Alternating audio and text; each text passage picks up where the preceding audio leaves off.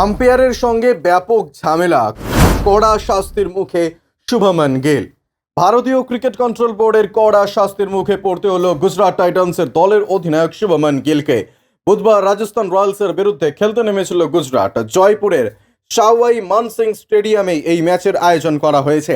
তবে ম্যাচ চলাকালীন অনফিল্ড আম্পায়ারের সঙ্গে ব্যাপক ঝামেলায় জড়িয়ে পড়েন গুজরাট টাইটান্স দলের অধিনায়ক।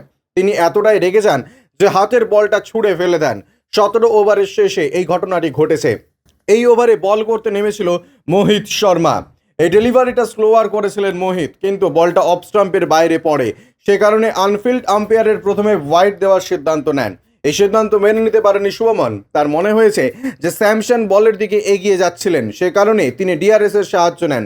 এমনকি থার্ড আম্পায়ারও অনফিল্ড আম্পায়ারের সিদ্ধান্তে সহমত পোষণ করেন। এরপরেই মাথা গরম করেন শুভমন। তিনি আম্পায়ারের সঙ্গে তর্ক জুড়ে দেন।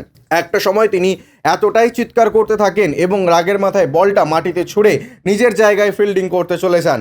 আশা করা যেতেই পারে যে অনফিল্ড আম্পায়ার এই ঘটনাটি ম্যাচ রেফারির কাছে অবশ্যই রিপোর্ট করলেন।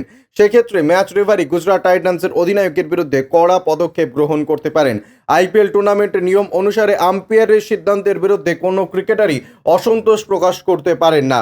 যদি এই নিয়ম লঙ্ঘন করা হয় তাহলে ম্যাচ রেফারি সংশ্লিষ্ট ক্রিকেটারের বিরুদ্ধে কড়া পদক্ষেপ গ্রহণ করতে পারে। শুভমনের এই প্রকাশ্য ঝামেলা তাকে যে বড়সড় শাস্তির মুখে ঠেলে দিতে পারে তা বলাই বাহুল্য। এমনকি আর্থিক জরিমানাও তাকে দিতে হতে পারে। ব্যুরো রিপোর্ট, ইউজে নিউজ।